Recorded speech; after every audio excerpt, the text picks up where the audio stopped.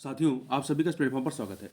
यहाँ पर हम लोग आगामी आरओ 2023 की प्रारंभिक परीक्षा के लिए प्रैक्टिस सेट या टेस्ट सीरीज देख रहे हैं और इसी कड़ी में हम लोग जो है घटनाचक पब्लिकेशन के द्वारा जो आरओ 2023 के लिए 10 प्रैक्टिस सेट का, जिसमें 10 पेपर आपके जीएस के हैं और 10 पेपर हिंदी के हैं, ये प्रैक्टिस सेट जो है मार्केट में लाई गई है। तो इसी को हम लोग यहाँ पर देखेंगे और इस वीडियो में हम लोग जो इनका प्रैक्टिस सेट नंबर 1 का जो जीएस वाला पोर्शन है, जीएस के प्रश्न पत्र को इस वीडियो में हम लोग पूरी व्याख्या के साथ सॉल्व करेंगे। तो चलिए प्रारंभ करते हैं। यहां पर आपका जो पहला प्रश्न है कि भारत के संदर्भ में निम्नलिखित कथनों में से कौन सा कथन असत्य है। चार कथन दिए गए। पहला है, कर्क रेखा देश के बीच से गुजरती है जो अक्षांशीय विस्तार को दो बराबर भागों में विभाजित करती है। यह सही है। ठीक है, आपका कर्क रेखा देश के बीच से गुजरती है। दूसरा, भारतीय मानक समय की यमोत्तर रेखा तथा कर्क रेखा दोनों मध्य प्रदेश एवं छत्तीसगढ़ से गुजरती है। जो भारतीय मानक समय है आपका वो, और दूसरा आपकी जो यम कर्क रेखा है, ये दोनों जो है मध्य प्रदेश छत्तीसगढ़ से गुजरती है। ये भी कथन सही है। तीसरा, कर्क रेखा जो है 8 राज्यों से तथा मानक समय की यमोत्तर रेखा 5 राज्यों से गुजरती है। ये कथन भी सही है। डी, भारत का विस्तार उष्ण एवं उपोष्ण दोनों कटिबंधों में नहीं है। ये कथन जो है ये आपका असत्य है। क्यों असत्य? देखिए, भारत पूर्णतया उत्तरी गोलार्ध में है। भारत जो है पूर्णतया उत्तरी गोलार्ध में है और संपूर्ण भारत का जो अक्षांशीय विस्तार है वो 6 डिग्री 45 मिनट उत्तरी अक्षांश से लेकर के 37 डिग्री 6 मिनट उत्तरी अक्षांश के मध्य है। यह उष्ण और उपोष्ण दोनों इस प्रकार से यह उष्ण और उपोष्ण दोनों कटिबंधों में विस्तारित है। आगे बढ़ते हैं। जाफरान, जाफरान देशी, जिसे देशी केसर कहते हैं, कि कृषि के लिए कौन सी मिट्टी प्रसिद्ध है? तो इसके लिए करेवा, करेवा प्रसिद्ध है। देखिए, करेवा हिमनद, चिकनी मिट्टी तथा दूसरे पदार्थों का हिमोड़ पर मोटी परत के रूप में जमा होता है। यह जाफरान की कृषि के लिए काफी प्रसिद्ध है। आगे बात करते हैं मिलेट्स, जिसे श्री अन्न नाम दिया गया है। तो मिलेट्स के लिए भारत सरकार द्वारा स्थापित उत्कृष्टता केंद्रों में से कौन सही है? कौन सा सही है? यहां पर देखें, बाजरा हेतु चौधरी चरण सिंह हरियाणा कृषि विश्वविद्यालय को बनाया गया है। दूसरा, ज्वार हेतु भारतीय मिलेट संस्थान हैदराबाद को, अन्य छोटे मिलेट्स हेतु कृषि विश्वविद्यालय बेंगलुरु को बनाया गया है। ये तीन के तीनों कथन जो हैं आपके ये सही हैं। डी ऑप्शन अगला है, निम्नलिखित में से कौन सही सुमेलित नहीं है? कौन सा सही सुमेलित नहीं है? आप देखिए, इसमें अदरक, अदरक का तना प्रकंद होता है। अदरक का जो तना होता है वो प्रकंद होता है, सही है। अलसी रवि की फसल है, सही है। गेहूं, गेहूं जो है फ्लेरिस माइनर, फ्लेरिस माइनर जो होता है ये गेहूं में पाई जाने वाली खरपतवार होती है। मतलब फ्लेरिस माइनर गेहूं की खरपतवार है, ये सही है। जबकि जो नीलम है, नीलम ये अलसी तथा आम की प्रजाति, चने की प्रजाति नहीं है। नीलम जो है ये अलसी तथा आम की प्रजाति है, परंतु चने की प्रजाति नहीं, इसलिए डी वाला सही नहीं है। आगे बात करते हैं। अगला है 5 नंबर क्वेश्चन। तुरामडी, तुरामडी दोमाई शाही तथा गोगी प्रसिद्ध हैं। किसके लिए प्रसिद्ध हैं? तो ये जो है आपका यूरेनियम के लिए। किसके लिए? यूरेनियम के लिए प्रसिद्ध है। देखिए, तुरमाडी पूर्वी सिंहभूम झारखंड में स्थित है। तुरमाडी जो है ये पूर्वी सिंहभूम जो जिला है आपका झारखंड का, वहां पर है। तथा आपका दोमाई शाइद ये आपका कहाँ पे? मेघालय राज्य में है। और गोगी जो है कर्नाटक में है। ये तीनों ही जो है आपके यूरेनियम खनन के लिए महत्वपूर्ण है। और इसके अतिरिक्त एक है लंबापुर, लंबापुर जो है तेलंगाना में है, वो भी यूरेनियम के लिए है। आगे बढ़ते हैं। निम्नलिखित में से कौन सा युग्म जो है वो सुमेलित नहीं है? यहां पर चार दिए गए हैं, कौन सा सुमेलित नहीं ये बताना। देखिए, भारतीय जल प्रबंधन संस्थान, भारतीय जल प्रबंधन संस्थान कहां पे है? ये आपका भुवनेश्वर उड़ीसा में है। राष्ट्रीय कृषि कीट संसाधन ब्यूरो, राष्ट्रीय कृषि कीट का संसाधन ब्यूरो ये कहां पर है? ये अजमेर राजस्थान में नहीं, बल्कि ये आपका कर्नाटक के बेंगलुरु में है। तो बी वाला सही नहीं है। सी, राष्ट्रीय सूकर अनुसंधान केंद्र ये असम के गुवाहाटी में है। राष्ट्रीय मांस अनुसंधान केंद्र ये तेलंगाना के हैदराबाद में है। आगे बात करते हैं शांति का सागर, शांति का सागर किस ग्रह या उपग्रह पर है? तो ये आपका चंद्रमा पर है। कहां पर है? चंद्रमा पर। चंद्रमा के काले धब्बों वाले क्षेत्र को लैटिन भाषा में मेयर कहते हैं, MERE, मेयर कहा जाता है, जिसका अर्थ होता है सागर। चंद्रमा पर एक प्रसिद्ध मेयर सी ऑफ ट्रॉन्क्विलिटी है, जिसे शांति का सागर के नाम से जाना जाता है। इसी भाग पर 20 जुलाई 1969 को संयुक्त राज्य अमेरिका का जो अपोलो 11 मिशन था उतरा था, जिसमें नील आर्मस्ट्रांग, माइकल कोलिंस और एडविन एल्ड्रिन यात्री थे। आगे बढ़ते हैं। अगला है निम्नलिखित में से कौन सा युग्म जो है वो सही नहीं है, कौन सा युग्म सही नहीं है। तो आप यहां पे देखिए, लायर घाटी फ्रांस में है। लायर घाटी कहां पे? फ्रांस में है। चितवन घाटी नेपाल में है, परंतु सेक्रेड घाटी जो है इंडोनेशिया में नहीं है। सेक्रेड घाटी कहां पे है? पेरू में है। कहां पर है? पेरू में। जबकि इंडोनेशिया में जो है वो बादा घाटी, कौन सी है? बादा घाटी, बालक वाला बादा घाटी है। और बोल्गन घाटी कहां पे है? ऑस्ट्रेलिया में। आगे बढ़ते हैं, क्वेश्चन नंबर 9 देखते हैं। निम्नलिखित सागरों का पूर्व से पश्चिम, निम्नलिखित सागरों का पूर्व से पश्चिम हमें सही क्रम लगाना है। ठीक है, पूर्व से पश्चिम सही क्रम लगाना है। इधर आपका पूर्व होगा, इधर आपका पश्चिम होगा, तो इस प्रकार से पूर्व टू पश्चिम क्रम लगाना है। तो इसमें देखिए, पूर्व से पश्चिम यदि क्रम में चलते हैं तो सबसे पूर्व में कौन सा होगा? अरल सागर होगा। सबसे पूर्व में आपका अरल सागर होगा। फिर इसके बाद कौन सा आएगा? अरल सागर के बाद आपका कैस्पियन सागर आएगा। कैस्पियन सागर के बाद आपका काला सागर आएगा और फिर आपका भूमध्य सागर आ जाएगा। तो ये क्रम हो जाएगा, अरल सागर, कैस्पियन सागर, काला सागर, सबसे पश्चिम में आपका क्या होगा? भूमध्य सागर। आगे बढ़ते हैं।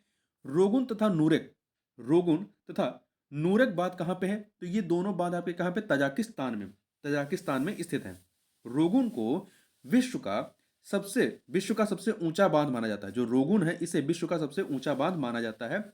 और आगे चलते हैं, इसके अतिरिक्त थोड़ा सा और ये देखें तो मैक्सिको में कौन सा बांध है? मैक्सिको में आपका मैनुअल मोरेनो टॉरस नामक बांध है। और जॉर्जिया में आपका इंगुरी नामक बांध है। और ईरान में आपका बख्तियारी बांध है। आगे बढ़ते हैं। निम्नलिखित में से कौन सही सुमेलित नहीं है? कौन सा सही सुमेलित नहीं है? देखिए, चल चल्याबिस्क ये धातु और सैन्य मशीनरी उद्योग के लिए प्रसिद्ध है, सही है। ग्लासगो पोत निर्माण उद्योग के लिए है। और जापान का ओसाका जो है ये कांच निर्माण उद्योग के लिए नहीं है, बल्कि ये सूती वस्त्र उत्पादन के लिए, सूती वस्त्र उत्पादन के लिए प्रसिद्ध है ओसाका। ठीक है, कांच निर्माण उद्योग के लिए इटली के वेनिस, इटली का वेनिस प्रसिद्ध है। नगोया जापान का ही आपका राज्य है, शहर है। ये सूती वस्त्र तथा ऑटोमोबाइल उद्योग के लिए प्रसिद्ध है। आगे बढ़ते हैं।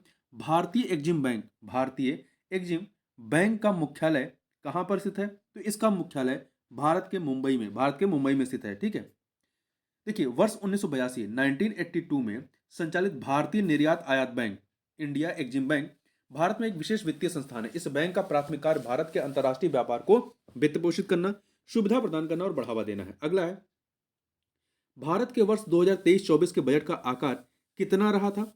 जो 1 फरवरी 2023 को संसद में वित्त मंत्री निर्मला सीतारमण द्वारा जो बजट पेश किया गया 2023-24 का, उसका जो आकार था ये था आपका कितना? एक सेकेंड, ये आपका बजट था 45,03,97 करोड़ रुपए का, 45,03,97 करोड़ रुपए का। अगला है, जीएसटी परिषद का अध्यक्ष कौन होता है? तो जीएसटी परिषद का अध्यक्ष जो होता है वो आपका केंद्रीय वित्त मंत्री होते हैं, केंद्रीय वित्त मंत्री। आगे बात करते हैं, भारतीय रिजर्व बैंक द्वारा बैंक दर कम करने से, भारतीय रिजर्व बैंक द्वारा बैंक दर कम करने से क्या प्रभाव पड़ता है? यदि आरबीआई बैंक दर कम करेगा तो उससे क्या होगा? बाजार में अधिक तरलता होगी, बाजार में तरलता जो है वो अधिक होगी, तो 15 का ये हो जाएगा सही। आगे बढ़ते हैं। भारत में स्थिर, देखिए ये थोड़ा सा बात करें कि बैंक दर होता क्या है। बैंक दर वह दर है जिस पर रिजर्व बैंक आरबीआई विनिमय पत्र या अन्य वाणिज्यिक पत्र जो है वो खरीदता है या उसकी पुनर्भुनाई करता है, मतलब पुनर्भुनाई करता है, तो वो आपका क्या कहलाता है? बैंक दर कहलाता है। आगे बढ़ते हैं। भारत में स्थिर मूल्यों पर सकल घरेलू उत्पाद जीडीपी के प्राकलन के लिए वर्तमान में आधार वर्ष क्या है? तो राष्ट्रीय सांख्यिकी कार्यालय एनएसओ द्वारा जो आधार वर्ष घोषित किया गया 2011-12 को। आगे बढ़ते हैं। निम्न में से कौन सा युग्म सुमेलित नहीं है योजना और उसके प्रारंभ वर्ष के संबंध में? देखिए, आपका पीएम जन आरोग्य अभियान, पीएम जन आरोग्य अभियान ये 2018 का है, सही है। समेकित बाल विकास सेवा 1975 की है। राष्ट्रीय ग्रामीण स्वास्थ्य मिशन 2005 की है। प्रधानमंत्री सुरक्षा बीमा योजना, प्रधानमंत्री सुरक्षा बीमा योजना ये 2007 का नहीं है। इसे प्रधानमंत्री सुरक्षा बीमा योजना को 9 मई 2015 को पश्चिम बंगाल के कोलकाता से प्रधानमंत्री ने लॉन्च किया था। ये कब की है? 2015 की है, ना कि 2007 की। आगे बढ़ते हैं। क्वेश्चन नंबर 18 देखते हैं। निम्नलिखित में से कौन सा कथन जो है वो सही नहीं है? 4 कथन दिए गए हैं, बताना है कौन सा सही नहीं है। यहाँ पर देखिए, पहला, भारत में मानव जीवाश्म का सर्वप्रथम साक्ष्य नर्मदा घाटी में मिलता है, सही है। नर्मदा घाटी में अवस्थित हथनौरा नामक पुरास्थल से मानव जीवाश्म के प्रथम साक्ष्य मिलते हैं, ये भी सही है।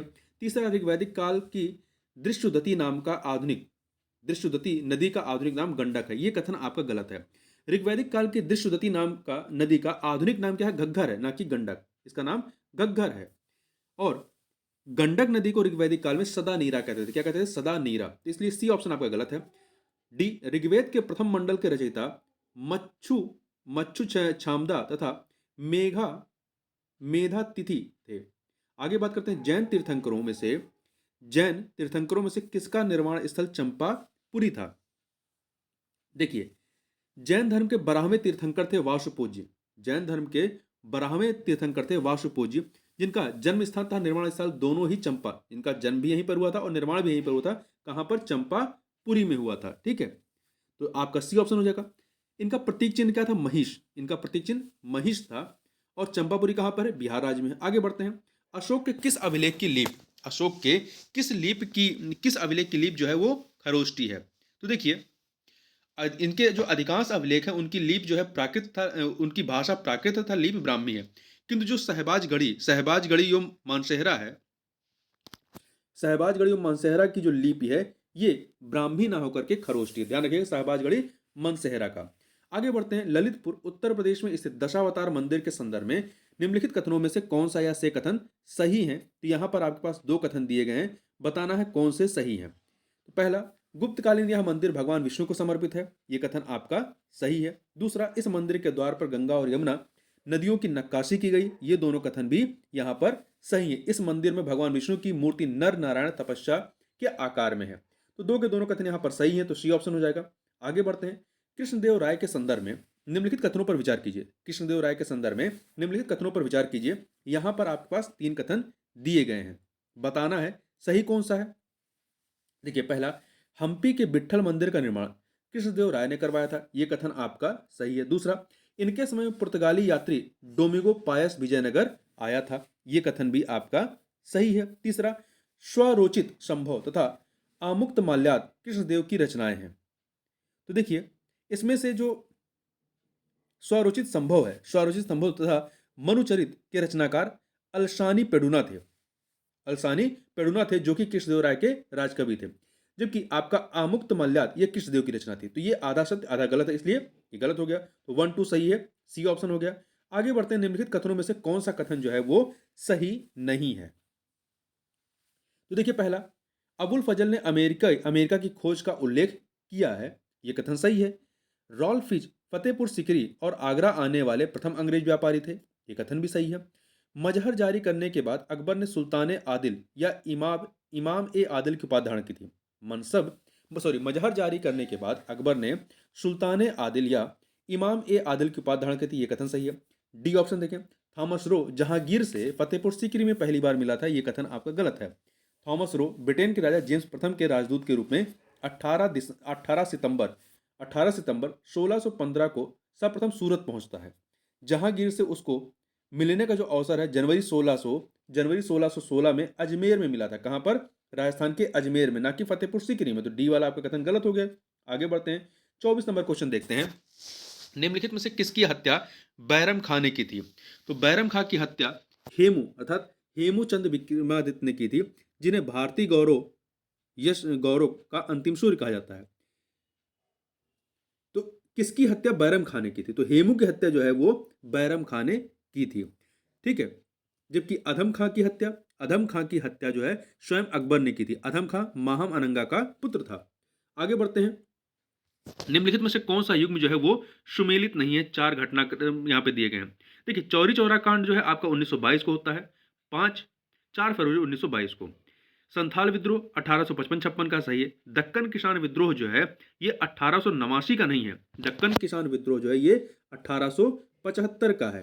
तो सी वाला सही नहीं है। बेल्लोर का सिपाही विद्रोह 1806 का है, सही है। आगे बढ़ते हैं। Association for the advancement of scientific and industrial education association for the advancement of scientific and industrial education की स्थापना कब हुई? तो इसकी स्थापना 1904 में होती है। कब होती है? 1904 में। इसका उद्देश्य योग्य विद्यार्थियों को विज्ञान पर आधारित उद्योगों का अध्ययन करने के लिए यूरोप, अमेरिका और जापान भेजना था। आगे बढ़ते हैं। भारतीय राष्ट्रीय सामाजिक सम्मेलन के संस्थापकों में से एक कौन थे? तो देखिए, इसमें कौन शामिल थे ये हमें बताना है।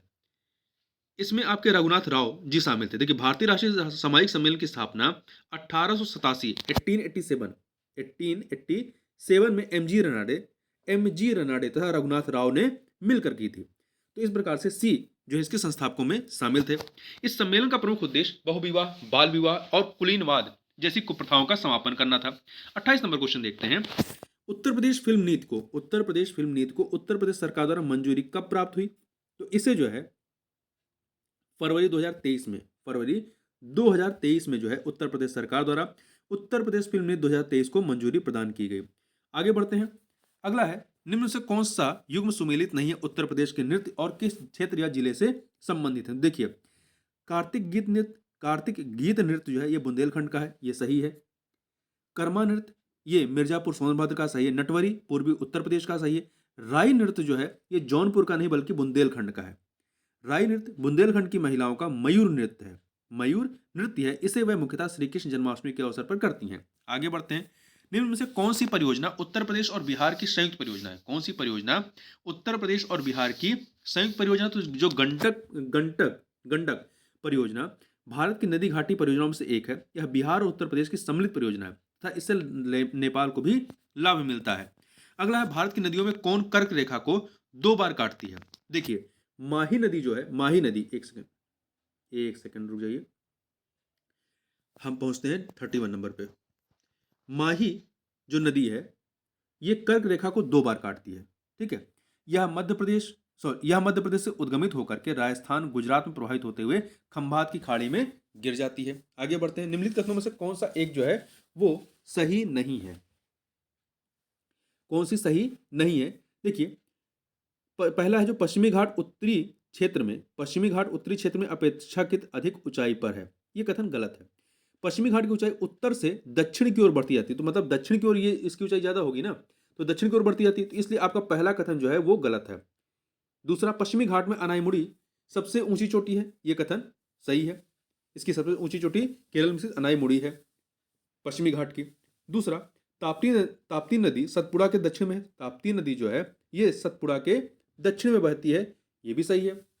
डी, नर्मदा नदी तथा ताप्ती नदी घाटियां पुरानी रिफ्ट वैलियां या रिफ्ट घाटियां मानी जाती हैं। ठीक है, ये रिफ्ट वैली से होकर बहती हैं, तो ये पुरानी रिफ्ट घाटियां मानी जाती हैं। ये कथन भी आपका सत्य है, तो पहला वाला गलत है। आगे बढ़ते हैं।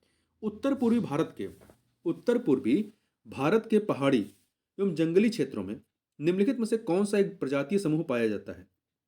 तो यहां पर कौन सा प्रजाति समूह पाया जाता है? तो यहां पर मंगोलायड। देखिए, उत्तर पूर्वी भारत के पहाड़ियों एवं जंगली क्षेत्रों में मंगोलायड प्रजाति समूह पाया जाता है। 34 नंबर क्वेश्चन देखते हैं। दक्षिण भारत की गंडी कोटा घाटी कैन्यन निम्नलिखित नदियों में से किस एक से निर्मित हुई है? तो आप यहां देखिए, ये आपका जो है, देखिए, दक्षिण भारत की गंडी कोटा घाटी कैन्यन पेनार नदी से निर्मित हुई है। यह आंध्र प्रदेश में स्थित है। गंडी कोटा तेलुगु भाषा के 2 शब्दों गंडी अर्थात गार्ज और कोटा अर्थात किला से मिलकर बना है। गंडी कोटा को भारत का ग्रैंड कैनियन कहा जाता है। ग्रैंड कैनियन आपका कहां पे है विश्व का? वो कैलिफोर्निया में। समानांतर फसल का एक उदाहरण कौन सा है? देखिए, इसमें समानांतर फसल का उदाहरण गेहूं और सरसों, गेहूं प्लस सरसों, बी ऑप्शन।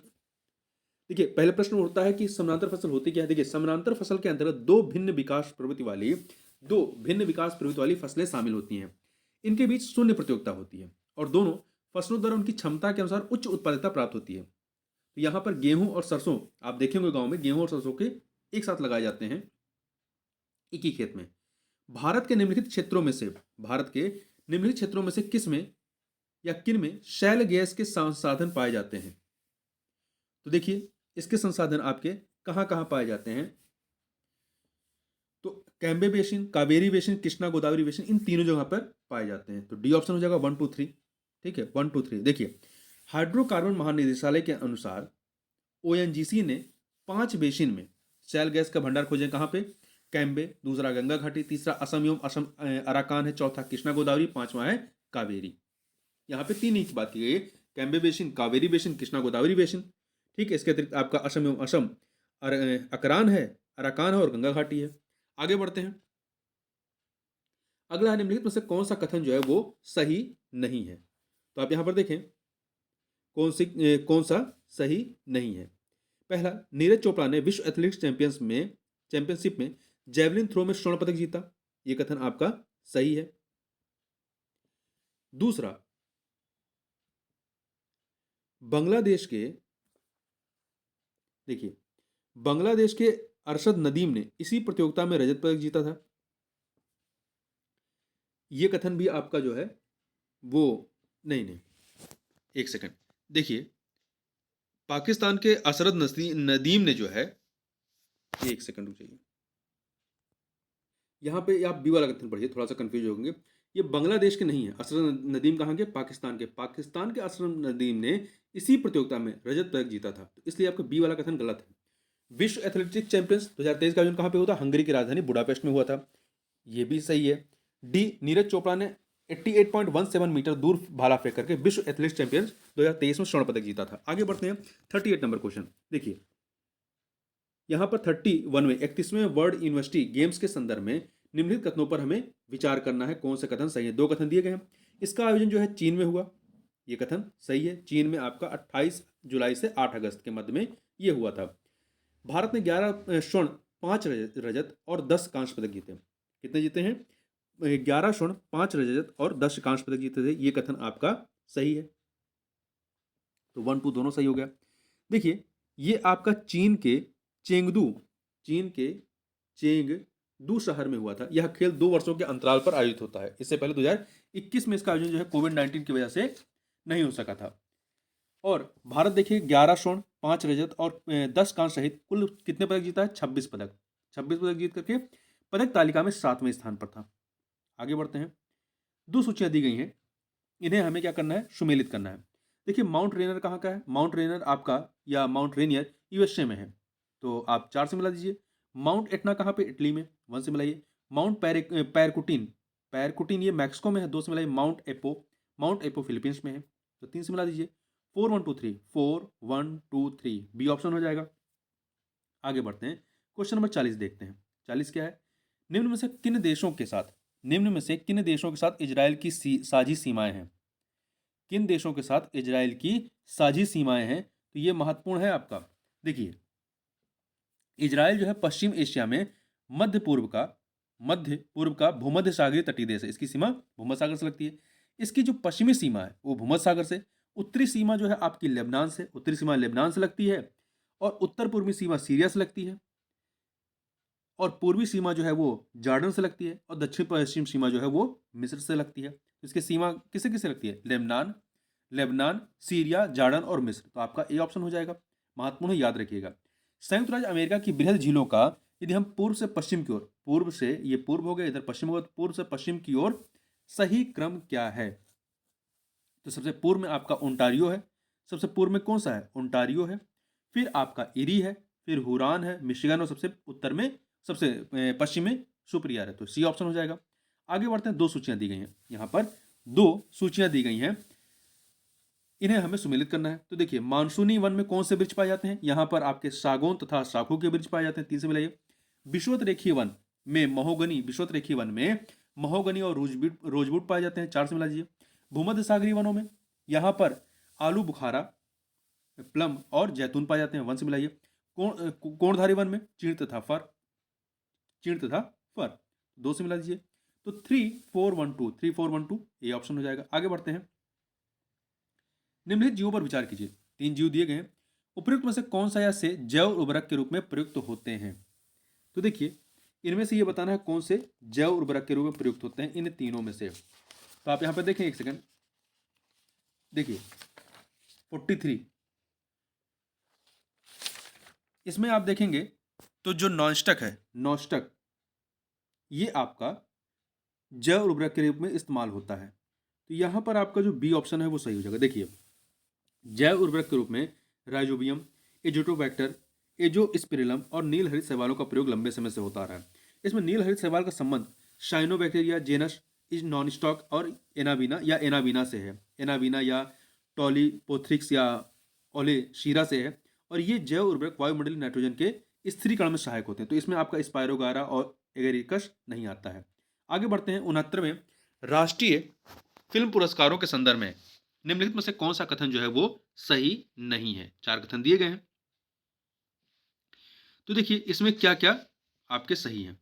जो ये 69वां राष्ट्रीय फिल्म पुरस्कार है, इसकी जूरी ने जो है वर्ष 2021 के राष्ट्रीय फिल्म पुरस्कारों के विजेताओं की घोषणा 24 अगस्त 2023 को की थी। ठीक है, तो इसमें आपका पहला जो है सर्वश्रेष्ठ फीचर फिल्म का पुरस्कार रॉकेटरी द नंबी इफेक्ट को दिया गया। ये कथन आपका सही है। दूसरा, सर्वश्रेष्ठ अभिनेता का पुरस्कार अल्लू अर्जुन को दिया गया, ये भी सही है। सर्वश्रेष्ठ अभिनेत्री का पुरस्कार आलिया भट्ट तथा पल्लवी जोशी को दिया गया, नहीं, ये कथन गलत है। आलिया भट्ट तथा कृति सेनन को दिया गया, यहाँ पर सी वाला गलत है। सर्वश्रेष्ठ सहायक अभिनेता का पुरस्कार पंकज त्रिपाठी को दिया गया, सही है। आगे बढ़ते हैं, निम्नलिखित में से कौन पर्यावरण संतुलन के संरक्षण से संबंधित है। तो यहाँ पर 4 चीजें दी गई हैं, बताना है कौन संबंधित है। देखिए, वन नीति, पर्यावरण सुरक्षा अधिनियम 1986, औद्योगिक नीति, शिक्षा नीति, ये सभी के सभी जो है पर्यावरण संतुलन से संबंधित है। तो डी ऑप्शन। निम्नलिखित में से कौन किसी जल निकाय में घनत्व प्रवणता को दर्शाता है। तो कौन दर्शाता है इसमें, देखिए पिक्नोक्लाइन जो होता है, पिक्नोक्लाइन किसी जल निकाय में घनत्व प्रवणता को दर्शाता है। और हेलोक्लाइन किसी जल निकाय में लवणता प्रवणता को प्रदर्शित करता है। और थर्मोक्लाइन जो है, थर्मोक्लाइन किसी जल निकाय में गहराई के साथ तापमान परिवर्तन को दर्शाता है। तो ध्यान रखिएगा, पिक्लोक्लाइन ये आपका जल निकाय में घनत्व प्रवणता को दर्शाता है। हेलोक्लाइन लवणता प्रवणता को दर्शाता है। थर्मोक्लाइन ये किसी जल निकाय में गहराई के साथ ताप परिवर्तन को दर्शाता है। आगे बढ़ते हैं, रेड डेटा बुक का प्रकाशन किसके द्वारा किया जाता है। इसका प्रकाशन जो है आईयूसीएन आपका बी ऑप्शन, मतलब फुल फॉर्म है international union for conservation of nature के द्वारा किया जाता है। आईयूसीएन रेड लिस्ट की स्थापना वर्ष 1964 में की गई थी। इसमें उन प्रजातियों को रखा जाता है जिन पर विलुप्त होने का खतरा मंडरा रहा हो। आगे बढ़ते हैं, जलवायु परिवर्तन का कारण मुख्यतः निम्नलिखित की वजह से है। जलवायु परिवर्तन का कारण मुख्यतः निम्नलिखित की वजह से, किसकी वजह से जलवायु परिवर्तन का कारण, देखिए ग्रीन हाउस गैस की वजह से, ओजोन परत का अवक्षय, प्रदूषण, ये सभी के सभी इसमें कारण है। ठीक है, तो डी ऑप्शन हो जाएगा। अगला है ब्लू कार्बन क्या है, तो इसके बारे में देखते हैं। ब्लू कार्बन क्या है, देखिए महासागरों एवं तटीय पारिस्थितिकी तंत्रों द्वारा प्रगृहित कार्बन ब्लू कार्बन कहलाता है। तो आपका ये ऑप्शन हो गया।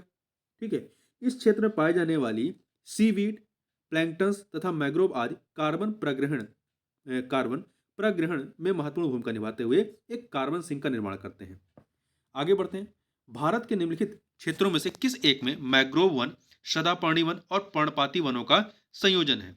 मैग्रोव वन, पर्णपाती वन, सदापर्णी वन, इनका संयोजन है कहां पर है, अंडमान निकोबार द्वीप समूह में।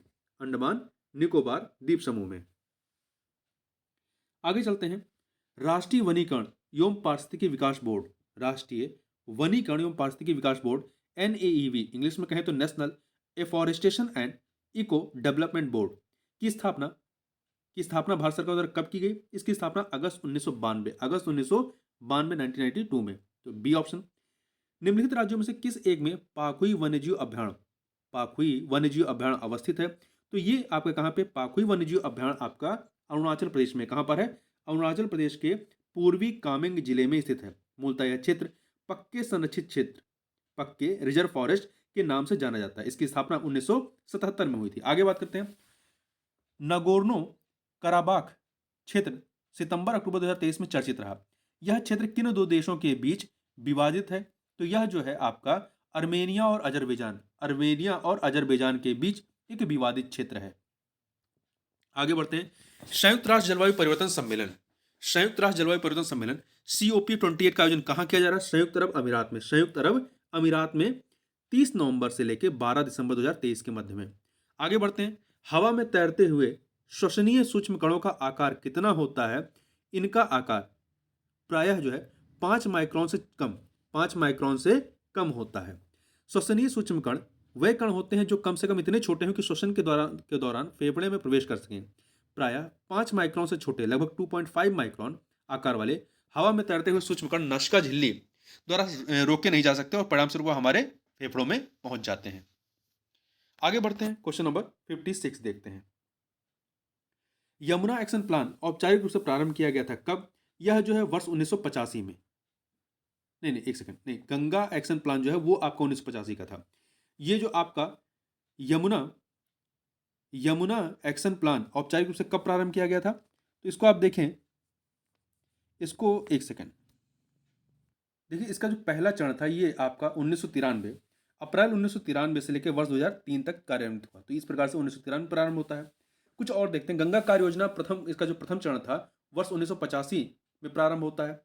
वर्ष 1985 में गंगा कार्य योजना का। देखिए, यमुना कार्य योजना तथा गोमती कार्य योजना को अप्रैल 1993 में गंगा कार्य योजना द्वितीय चरण के तहत अनुमोदित किया गया था।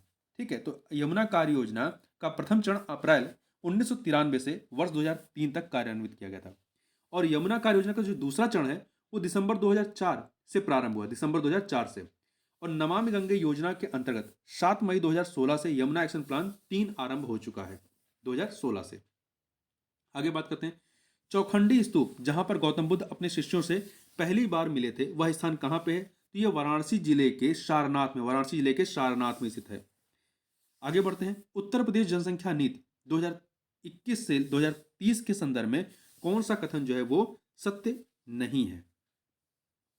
देखिए, पहला, राज्य में कुल प्रजनन दर को वर्ष 2026 तक 2.1% तक लाने का लक्ष्य रखा गया है, सही है। दूसरा, राज्य में कुल प्रजनन दर को वर्ष 2030 तक 1.9% करने का लक्ष्य है, ये भी सही है। औसत जीवन प्रत्याशा को 2030 तक 72 वर्ष करने का लक्ष्य है, नहीं। देखिए, 2030 तक औसत जीवन प्रत्याशा को 69 ईयर 69 वर्ष करने का लक्ष्य है, ठीक है। और वर्ष 2026 तक इसे 66 वर्ष करने का लक्ष्य है। यहां पर आपका सी वाला सही नहीं है। मातृ मृत्यु दर को 2030 तक 98 तक लाना है। कितना लाना है? 98 तक लाना है, जबकि 2026 तक जो है 2026 तक इसे 150 तक लाना है और 2030 तक 98 पर। आगे बढ़ते हैं, निम्नलिखित में से कौन उत्तर प्रदेश के लोकायुक्त नहीं रहे हैं? देखिए, आपके न्यायमूर्ति सैयद रहपत आलम जो है ये उत्तर प्रदेश के लोकायुक्त नहीं रहे हैं, तो सी ऑप्शन। देखिए, जबकि न्यायमूर्ति मिर्जा मोहम्मद मुर्तजा हुसैन, राजेश्वर सिंह, सुधीर चंद्र वर्मा ये रहे हैं।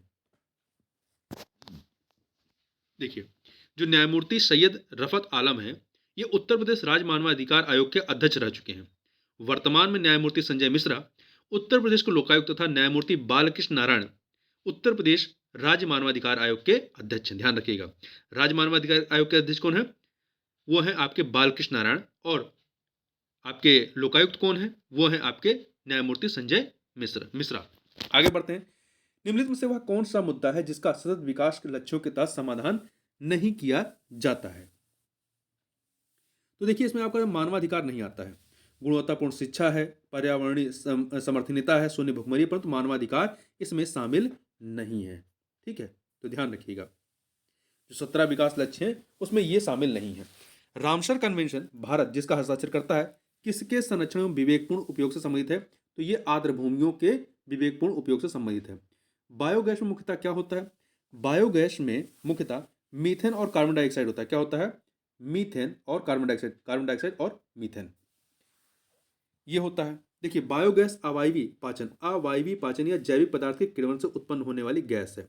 इसमें मुख्यतः मीथेन और कार्बन डाइऑक्साइड होती है। आगे बढ़ते हैं, निम्नलिखित में से कौन सा प्रदूषक अपने हानिकारक प्रभाव के संबंध में सुमेलित नहीं है?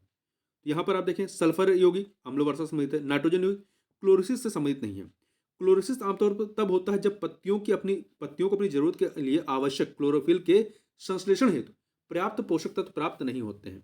ठीक है, ऐसा कई कारणों से हो सकता है। ऐसा सल्फर डाइऑक्साइड तथा ओजोन के, इसमें जो है सल्फर डाइऑक्साइड है, ओजोन है, इसके जोखिम भी शामिल है। तो यहाँ पर आपका क्लोरोसिस जो है इसका कारण नाइट्रोजन यौगिक नहीं होता है। हाइड्रोकार्बन ये कैंसर के कारक होते हैं। एसपीएम कम दृढ़ता से संबंधित है। आगे बढ़ते हैं, क्वेश्चन नंबर 64 देखते हैं। दो सूचियां दी गई हैं, दो सूचियां, इन्हें हमें सुमेलित करना है। देखिए, वैज्ञानिक तथा औद्योगिक अनुसंधान परिषद CSIR, इसकी स्थापना कब की गई? 1942 में, वर्ष 1942, 3 से मिला दीजिए। भारतीय कृषि अनुसंधान परिषद 1929 में, 4 से मिलाइए। भारतीय आयुर्विज्ञान अनुसंधान परिषद, भारतीय आयुर्विज्ञान अनुसंधान परिषद 1911 के, 2 से मिलाइए। वैज्ञानिक और औद्योगिक अनुसंधान विभाग, इसकी स्थापना 1985 में, तो 1 से मिला दीजिए। तो क्या हो जाएगा? 3, 4, 2, 1, डी ऑप्शन। फिर से देख लीजिए, वैज्ञानिक तथा औद्योगिक अनुसंधान परिषद CSIR की स्थापना 1942 में, भारतीय कृषि अनुसंधान परिषद की स्थापना 1929 में, भारतीय आयुर्विज्ञान अनुसंधान परिषद की स्थापना 1911 में होती है, 1911 में भारतीय आयुर्विज्ञान अनुसंधान परिषद की स्थापना 1911 में। तो इन चारों में सबसे पहले किसकी स्थापना होती है? भारतीय आयुर्विज्ञान अनुसंधान परिषद की। और वैज्ञानिक और औद्योगिक अनुसंधान विभाग की स्थापना 1985 में। आगे बढ़ते हैं। अगला है, निम्नलिखित में से कौन एक सही सुमेलित नहीं है जनसंख्या सिद्धांत और उसके सिद्धांत कार्य के संबंध में? तो यहां पर देखिए, यहां पर पहला सामाजिक कोशिकीयता सिद्धांत, ये ड्यूमोंट की दी हुई है। प्रजनन सिद्धांत स्पेंसर की है। परंतु आहार सिद्धांत जो है ये थॉमस डबलडे की है।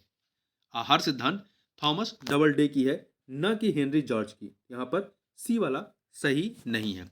ये जो आहार सिद्धांत है, ये थॉमस डबलडे ने जनसंख्या विकास को निर्धारित करने में खाद्य आपूर्ति को सर्वाधिक महत्वपूर्ण घटक माना था। उसी पर इन्होंने अपना सिद्धांत दिया था। आर्थिक सिद्धांत डेविड रिकार्डो की है। आगे बढ़ते हैं। निम्नलिखित समितियों आयोगों में से कौन मूल कर्तव्यों से संबंधित है? तो देखिए, इसमें कौन से मूल कर्तव्यों से संबंधित है? सरकारिया आयोग जो है ये केंद्र राज्य संबंधों की समीक्षा करती है, तो ये मूल कर्तव्य में आपका नहीं आएगा। ठीक है, ये मूल कर्तव्य में नहीं आएगा, तो आप तीसरे को हटा दीजिए। इसके अतिरिक्त न्यायमूर्ति वर्मा समिति और स्वर्ण सिंह समिति के अनुशंसा पर ही मूल कर्तव्य जोड़े गए थे, तो ये तो है ही है। इसके अतिरिक्त वर्मा समिति भी संबंधित है। देखिए, स्वर्ण सिंह समिति का गठन वर्ष 1976 में मूल कर्तव्यों के संबंध में सिफारिशें देने के लिए की गई थी। इसके बाद नागरिकों के मूल कर्तव्यों पर न्यायमूर्ति वर्मा समिति, जो कि जुलाई 1998 में गठित की गई थी, को कुछ मूल कर्तव्यों के कार्यान्वयन हेतु विद्यमान कानूनी प्रावधानों की पहचान करने के लिए गठित की गई थी। तो इस प्रकार से न्यायमूर्ति वर्मा समिति और स्वर्ण सिंह समिति, इसका संबंध मूल कर्तव्यों से है, तो 1, 2 हो जाएगा, ए बी ऑप्शन। आगे बढ़ते हैं। निम्न में से कौन जो है सुमेलित नहीं है? कौन सा सुमेलित नहीं है? यहाँ पे देखिए आप, 31वां संविधान संशोधन, ये लोकसभा के सदस्यों की संख्या में वृद्धि से संबंधित है। 52वां संविधान संशोधन दल बदल कानून से संबंधित है। 79वां संविधान संशोधन भारत बांग्लादेश के बीच भू समझौता है, नहीं। 79वां संविधान संशोधन जो कि 1999 का है, यह लोकसभा और राज्य विधानसभाओं में अनुसूचित जातियों तथा अनुसूचित जनजातियों के लिए आरक्षण एवं आंग्ल भारतीयों के मनोनयन की व्यवस्था की अवधि को 10 वर्षों के लिए बढ़ाने से संबंधित था। ठीक है, तो सी वाला आपका सही नहीं है। जबकि जो आपका भारत बांग्लादेश के बीच जो भू समझौता था, इससे संबंधित जो संविधान संशोधन था वो 100वां संविधान संशोधन, तो सी वाला सही नहीं है। 102वां संविधान संशोधन राष्ट्रीय पिछड़ा वर्ग आयोग को संवैधानिक दर्जा प्रदान करने से संबंधित था। आगे बढ़ते हैं। निम्न लिखित कथनों पर हमें विचार करना है कि कौन से कथन जो है वो सही है। ठीक है, 68, यहां पर देखिए 2 कथन यहां पर दिए गए हैं। 2 ही कथन है, हाँ 2 कथन। तो पहला है आपका, यूनेस्को विश्व धरोहर समिति का 45वां सत्र 25 सितंबर 2023 को सऊदी अरब के रियाद में संपन्न हुआ, ये कथन आपका सही है। दूसरा, इस वर्ष समिति ने यूनेस्को की विश्व विरासत सूची में 42 नए स्थलों को चयनित किया और 5 स्थलों के विस्तार को मंजूरी दी। ये 2 के दोनों कथन यहाँ पर क्या है? सही है, इसलिए आपका सी ऑप्शन हो जाएगा। आगे बढ़ते हैं। 69 नंबर क्वेश्चन देखते हैं। निम्नलिखित कथनों पर विचार कीजिए। 2 कथन आपके पास यहाँ पर दिए गए हैं, बताना है इनमें से सत्य कौन से हैं। पहला, वर्ष 2023 में यूनेस्को विश्व धरोहर समिति ने 42 नए स्थलों को विश्व विरासत सूची में शामिल किया, ये कथन आपका सही है। वर्तमान भारत के 42 स्थल विश्व विरासत सूची में शामिल हैं, ये भी कथन आपका सही है। ठीक है,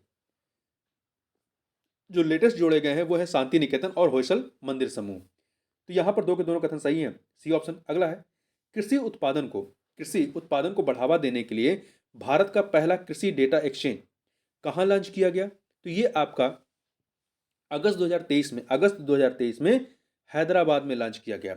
अगला है कथन कांड का प्रश्न है, बताना है कौन सा सत्य है।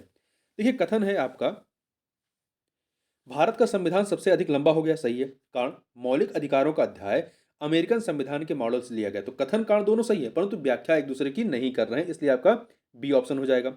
आगे बढ़ते हैं, दो सूचियां दी गई हैं, अनुच्छेद और किससे संबंधित है ये हमें बताना है, इन्हें हमें सुमेलित करना है। देखिए, संविधान अनुच्छेद 14 जो है ये समानता के अधिकार का से संबंधित है, तो 3 से मिलाइए। अनुच्छेद 36 जो है ये आपका नीति निषेध तत्व के तहत आता है, तो 4 से मिला लीजिए। अनुच्छेद 74 जो है ये मंत्रिपरिषद के बारे में है, 2 से मिलाइए। अनुच्छेद 368 संशोधन प्रक्रिया संबंधित है, 1 से मिलाइए। तो 3421 अर्थात बी ऑप्शन, डी ऑप्शन हो जाएगा, डी। आगे बढ़ते हैं, भारत के संविधान की किस अनुसूची में विभिन्न राज्यों में अनुसूचित क्षेत्रों के प्रशासन और नियंत्रण के लिए विशेष उपबंध किया गया है? तो ये किया गया है आपके 5वीं अनुसूची में। किसमें किया गया है? 5वीं अनुसूची में किया गया है, ठीक है। देखिए, संविधान की 5वीं अनुसूची में असम, मेघालय, त्रिपुरा और मिजोरम 4 राज्यों से भिन्न भारत के अन्य राज्यों के अनुसूचित क्षेत्रों और अनुसूचित जनजातियों के प्रशासन और नियंत्रण संबंधित उपबंध है, जबकि असम, मेघालय, त्रिपुरा तथा मिजोरम राज्यों के जनजातीय क्षेत्रों के प्रशासन के बारे में उपबंध छठी अनुसूची में है। आगे बढ़ते हैं, क्वेश्चन नंबर 74 देखते हैं। संसदीय व्यवस्था वाली सरकार वह होती है जिसमें जिसमें क्या होता है? जिसमें सरकार संसद के प्रति उत्तरदायी होती है और उसके द्वारा हटाई जा सकती है, ठीक है। अब 75 नंबर क्वेश्चन देख लेते हैं। 75 में क्या है? देखिए, कथन कांड का प्रश्न है। कथन कांड का प्रश्न, कथन क्या है कि भारत का राष्ट्रपति परोक्षतः निर्वाचित होता है, प्रत्यक्ष रूप से नहीं, अप्रत्यक्ष रूप से निर्वाचित होता है, सही है। कांड, भारत में संसदीय प्रणाली को गणतंत्रवाद के साथ जोड़ा गया है, तो इसलिए यहां पर कथन कांड जो है क्या है? सही है और व्याख्या भी कर रहा है, इसलिए आपका ये ऑप्शन हो जाएगा। आगे बढ़ते हैं, मिथकों और कहावतों के रूप में प्रशासन के सिद्धांतों को किसने अस्वीकार किया? ये अस्वीकार किया था हर्बर्ट साइमन ने। हर्बर्ट ए साइमन ने मिथकों और कहावतों के रूप में प्रशासन के सिद्धांतों को असंगत और अस्पष्ट मानते हुए अस्वीकार किया था, ठीक है। तो ए ऑप्शन। जबकि जबकि ड्वाइट वाल्डो, फ्रैंक मैरिनी और एफ.डब्ल्यू. रिंग्स ने मिथकों और कहावतों के रूप में प्रशासन के सिद्धांतों को स्वीकार किया था। आगे बढ़ते हैं, निम्नलिखित कथनों पर विचार कीजिए। 3 कथन यहां पर दिए गए हैं और बताना उपयुक्त कथनों में से कौन सा या से सत्य है। तो यहां पर देखिए, पहला, अनुच्छेद 301 संपत्ति के अधिकार से संबंधित है। नहीं, अनुच्छेद 301 व्यापार, वाणिज्य और समागम की स्वतंत्रता से संबंधित है, न कि संपत्ति के अधिकार से। तो यहां पहला कथन आपका क्या हो गया? गलत हो गया। देखिए, संपत्ति के अधिकार संबंधित कौन सा है? 300 का जो है ये इससे संबंधित है। 44वें संविधान संशोधन 1978 के द्वारा 1978 के पश्चात संपत्ति का अधिकार एक विधिक अधिकार है, न कि मूल अधिकार। इस संशोधन द्वारा संपत्ति का अधिकार भाग 12 के तहत अनुच्छेद 300 का में विधिक अधिकार को प्रस्थापित किया गया। तो पहला कथन आपका गलत हो गया। दूसरा, संपत्ति का अधिकार एक विधिक अधिकार है किंतु यह मूल अधिकार नहीं है, जैसा अभी हमने बात की, ये सही है। भारत के संविधान में अनुच्छेद 300 का कांग्रेस सरकार द्वारा 44वें संविधान संशोधन से अंतः स्थापित किया गया था। ये देखिए, 44वें के द्वारा स्थापित किया गया, ये सही है, परंतु कांग्रेस सरकार के द्वारा नहीं बल्कि जनता पार्टी की सरकार के द्वारा, इसलिए ये कथन गलत हो गया। तो यहां पर केवल दूसरा कथन सही है, इसलिए ए ऑप्शन हो जाएगा। आगे बढ़ते हैं, राज्य के नीति निर्देशक सिद्धांतों के निम्नलिखित अनुच्छेदों में से कौन सा अंतरराष्ट्रीय शांति और सुरक्षा के संवर्धन से संबंधित है? तो यह है आपका आर्टिकल 51, अनुच्छेद 51। अनुच्छेद 41 जो है 41 ये कुछ दशाओं में काम, शिक्षा, लोक सहायता पाने के अधिकार संबंधित है। 43 का ये उद्योगों के प्रबंधन में कर्मकारों के भाग लेने का अधिकार संबंधित है। 48 का ये पर्यावरण संरक्षण तथा संवर्धन और वन तथा वन्यजीवों की रक्षा संबंधित है। आगे बढ़ते हैं, निम्नलिखित में से कौन सा भारत के राष्ट्रपति के निर्वाचक गण का तो भाग है परंतु उसके महाभियोग अधिकरण का भाग नहीं है? तो कौन नहीं है? देखिए, यहां पर जो इसका निर्वाचक गण में होते हैं, लोकसभा, राज्यसभा पार्टिसिपेट करती है और राज्यों की विधानसभाएं पार्टिसिपेट करती हैं, पर जब इसका महाभियोग का प्रकरण होता है उसमें राज्यों की विधानसभाएं जो है वो पार्टिसिपेट नहीं करती हैं, जबकि राज्यों की विधान परिषद ना ही निर्वाचक गण में होते हैं ना ही महाभियोग की प्रक्रिया में होते हैं। तो यहाँ पे डी ऑप्शन हो जाएगा, ठीक है, डी ऑप्शन। आगे चलते हैं, 80 नंबर क्वेश्चन देखते हैं। 32वें व्यास सम्मान के लिए किस हिंदी लेखक को चुना गया है? जो 32वां व्यास सम्मान है 2022 का, ये दिया गया है किसको? डॉक्टर ज्ञान चतुर्वेदी को। डॉक्टर ज्ञान चतुर्वेदी को चुना गया है। इन्हें पागलपन, इनका जो उपन्यास है पागलपन के उपन्यास के लिए इस पुरस्कार को दिया गया है। जबकि 33वां भी दे दिया गया है। 33वां जो व्यास सम्मान है, व्यास पुरस्कार, व्यास सम्मान है 2023 का, ये पुष्पा भारती को उनके संस्मरण, जो उनका जो संस्मरण कृति है यादें यादें और यादें हेतु प्रदान किया गया। ध्यान रखिएगा 2022 का 32वां जो दिया गया ज्ञान चतुर्वेदी को दिया गया इनके उपन्यास पागल खाने के लिए।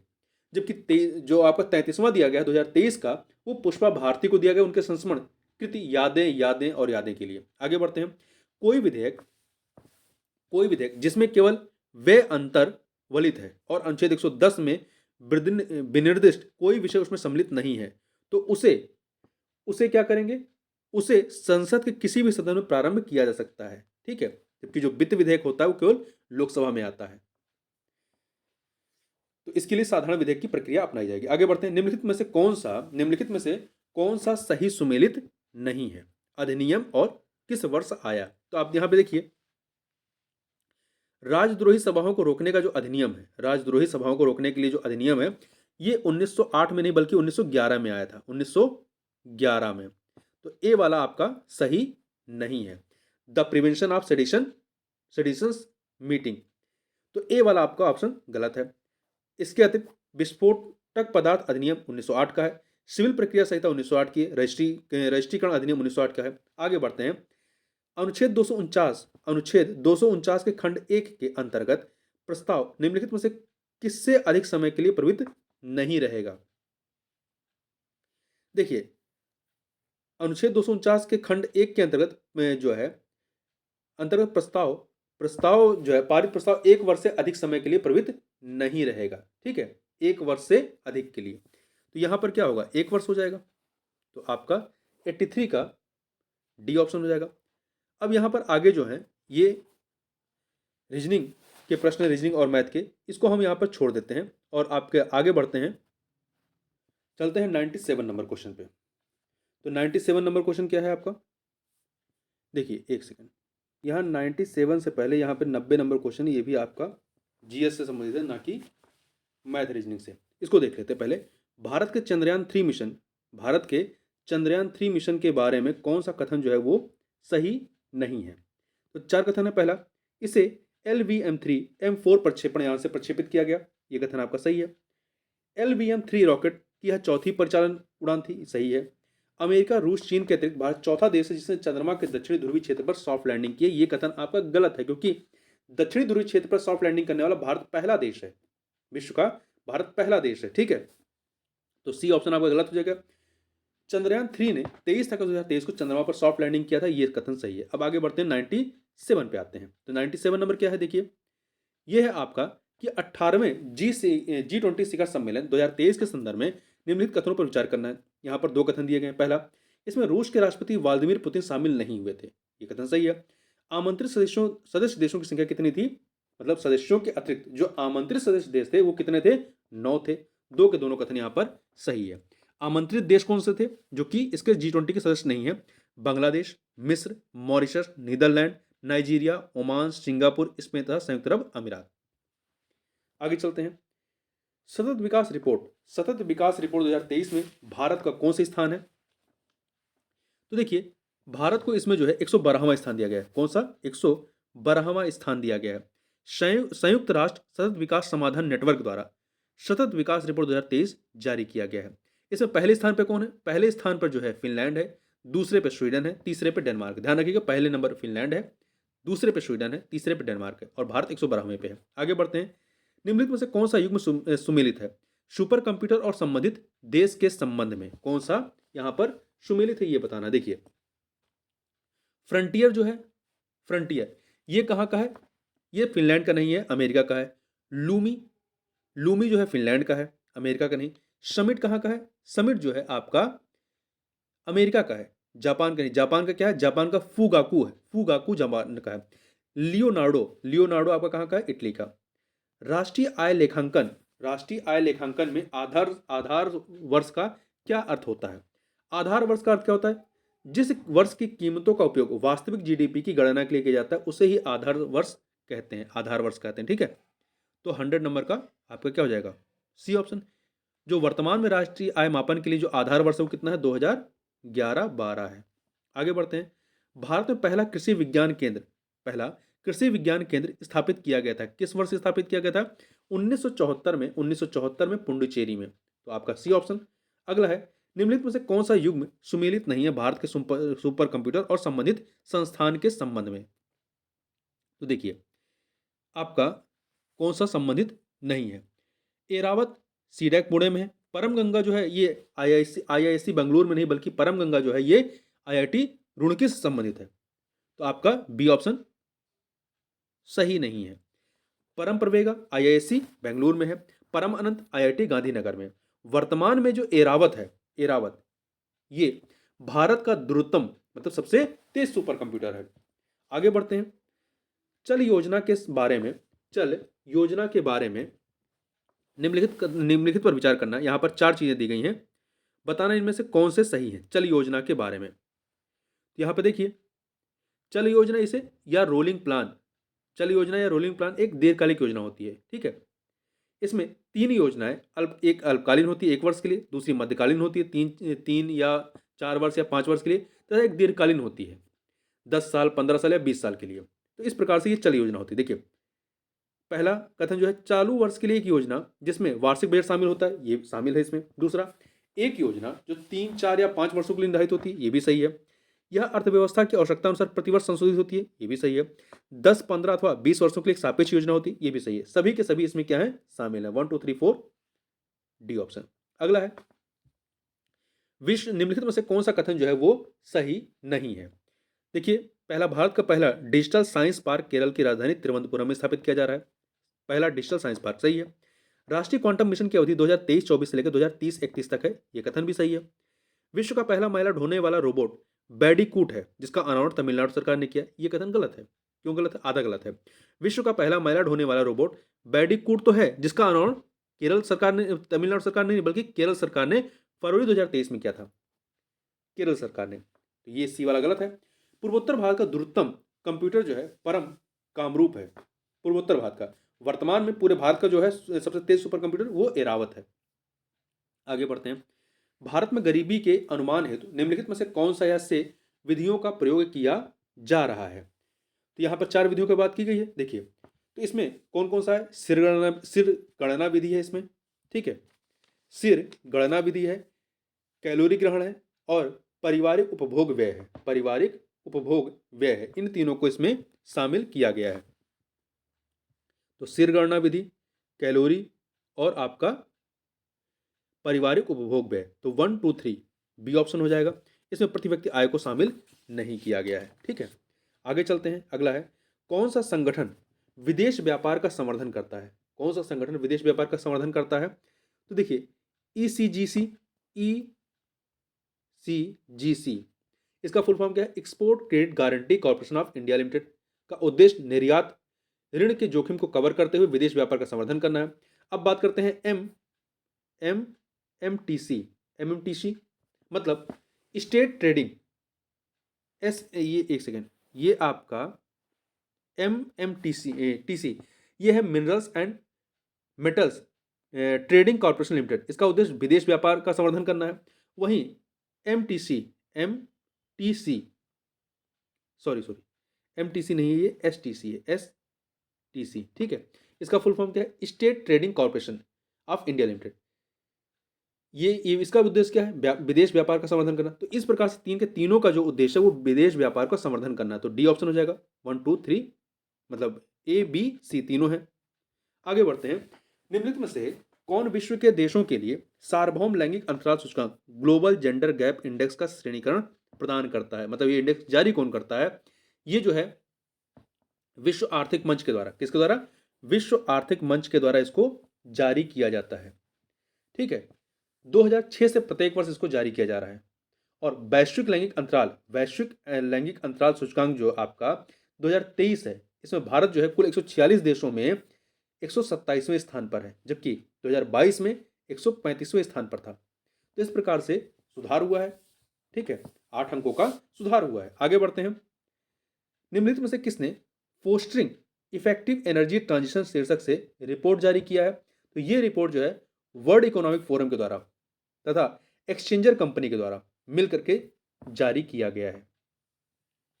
इस रिपोर्ट में एनर्जी ट्रांजिशन सूचकांक 2023 में स्वीडन को पहला स्थान दिया गया है, स्वीडन को, जबकि भारत को 67वां स्थान दिया गया है, 67वां। आगे बढ़ते हैं। राष्ट्रीय उद्यमिता एवं लघु व्यवसाय, राष्ट्रीय उद्यमिता एवं लघु व्यवसाय विकास संस्थान स्थित है कहाँ पर? उत्तर प्रदेश के नोएडा में, उत्तर प्रदेश के नोएडा में स्थित है। यह संस्थान कौशल विकास एवं उद्यमिता मंत्रालय भारत सरकार के अंतर्गत एक शीर्ष संस्थान है जो विशेष रूप से लघु उद्योग और लघु व्यवसाय के उद्यमिता विकास में लगे हुए विभिन्न एजेंसियों की गतिविधियों के समन्वय और निगरानी के लिए कार्य करता है। आगे बढ़ते हैं। जनगणना 2011 के अनुसार निम्नलिखित में से किस भारतीय राज्य में महिला साक्षरता न्यूनतम थी? तो देखिए इन चारों में न्यूनतम महिला साक्षरता कहां पे थी? राजस्थान में। राजस्थान में कितनी थी? 52.1%। अगला है, एक ही कब्र से 3 मानव कंकाल मिले हैं। कहां से मिले हैं? तो ये आपके कहां से मिला है? एक सेकंड। तो ये आपका मिला है दमदमा से। उत्तर प्रदेश के प्रतापगढ़ जिले में स्थित सराय नाहर राय महदाहा तथा दमदमा का उत्खनन हुआ। दमदमा में लगातार 5 वर्षों तक किए गए उत्खनन के फलस्वरूप पश्चिमी तथा मध्यवर्ती क्षेत्रों से कुल मिलाकर के 41 समाधान ज्ञात हुए हैं। इन समाधानों में से 5 समाधान युग्म समाधान है और एक समाधान 3 मानव कंकाल एक साथ मिले हैं। तो इस प्रकार से कहां पर? दमदमा से। आगे बढ़ते हैं। 112 नंबर देखते हैं। 112 नंबर क्या है? 2 सूचियां यहां पर हैं, इन्हें हमें सुमेलित करना है। तो देखिए ब्रीही का संबंध किससे है? चावल से। 2 से मिलाइए। मुदग का मूंग से। 3 से मिलाइए। यव का संबंध जौ से है। 4 से मिलाइए। इच्छु का गन्ना से है। 1 से। तो क्या हो जाएगा आपका? ये आपका हो जाएगा 2 2 3 4 1 अर्थात डी ऑप्शन। अगला है, विश्व पर्यावरण दिवस 2023 के संदर्भ में निम्नलिखित कथनों पर विचार कीजिए। 3 कथन दिए गए हैं, बताना है इनमें से सही कौन सा है। देखिए पहला, 5 जून 2023 को विश्व पर्यावरण दिवस की 50वीं वर्षगांठ मनाई गई। ये कथन आपका सही है। दूसरा, इस विश्व पर्यावरण दिवस की थीम थी प्लास्टिक प्रदूषण का समाधान। प्लास्टिक प्रदूषण का समाधान, ये इसकी थीम थी। ये भी आपका सही है। तीसरा, इस वर्ष विश्व पर्यावरण दिवस की मेजबानी स्पेन ने की। नहीं, इस वर्ष इसकी मेजबानी नीदरलैंड तथा कोटे डी आइवर गणराज्य के द्वारा की गई थी। तो यहां पर पहला दूसरा सही है, तीसरा गलत है, इसलिए ये ऑप्शन हो जाएगा। आगे बढ़ते हैं। कथन कांड का प्रश्न है, कथन कांड का प्रश्न बताना है कौन सा सत्य है। देखिए कथन है, हमें चोलों के विषय में उनके पूर्ववर्ती राजवंशों की अपेक्षा अधिक जानकारी। सही है। कारण, चोल शासकों ने मंदिरों की दीवारों पर अभिलेख उत्कीर्ण करने का चलन प्रारंभ किया जिसमें उनकी विजयों का ऐतिहासिक विवरण दिए जाते थे। तो कथन कांड यहाँ पर सही है और व्याख्या भी हो रहा है, इसलिए ए ऑप्शन हो जाएगा। आगे बात करते हैं, चांदी का सिक्का इनमें से किसने शुरू किया? चांदी का सिक्का इन चारों में से किसने शुरू किया था? तो देखिए इसके बारे में बात करें तो शेरशाह सूरी ने मिश्रित धातु के सिक्के बंद कर शुद्ध सोने, चांदी एवं तांबे के सिक्कों का प्रचलन किया जिनका तौल एवं आकार निश्चित था। उसके चांदी के सिक्के रुपया कहलाते थे। रुपया, ठीक है। तो किसने शुरू किया था? शेरशाह ने। आगे बढ़ते हैं। 116 नंबर क्वेश्चन, भारत के इतिहास के संदर्भ में अब्दुल हमीद लाहौरी ये कौन थे? ये जो थे शाहजहां के शासनकाल में एक राजकवि इतिहासकार थे। राजकवि इतिहासकार थे शाहजहां के शासनकाल में। इन्होंने अपनी पुस्तक पातशाहनामा में शाहजहां कालीन इतिहास का वर्णन किया है। आगे बढ़ते हैं। निम्नलिखित में से कौन सा सही सुमेलित है? कौन सा सही सुमेलित है? तो देखिए बक्सर का युद्ध जो होता है ये 1764 में होता है, 22 अक्टूबर 1764 को। ये अवध के नवाब सुजाउद्दौला, मुगल सम्राट शाह आलम तथा मीर कासिम की संयुक्त सेनाओं और अंग्रेजों के मध्य में हुआ था। ठीक है, तो इसलिए पहला गलत है। दूसरा, वाड़ी वास का युद्ध फ्रांसीसी और ईस्ट इंडिया कंपनी के मध्य में हुआ था। कब हुआ था? 22 जनवरी 1760 को। ये वाला आपका सही है, ठीक है, जिसमें फ्रांसीसी हार जाते हैं। चिलियावाला का युद्ध जो होता है ये डलहौजी के विरुद्ध मराठों में नहीं होता है। चिलियावाला का जो युद्ध है 13 जनवरी 1849 को लड़ा गया था। इस युद्ध में अंग्रेजी सेना का नेतृत्व लॉर्ड गफ ने किया था तथा सिख सेना का नेतृत्व जो है शेर सिंह ने किया था। तो ये जो है अंग्रेजों तथा सिखों के मध्य में हुआ था, ना कि अंग्रेजों और मराठों के मध्य में। खुर्दा का युद्ध जो है 1795 ईस्वी में हुआ था, निजाम और मराठों के मध्य में। ना कि निजाम और ईस्ट इंडिया कंपनी के मत में। आगे बढ़ते हैं।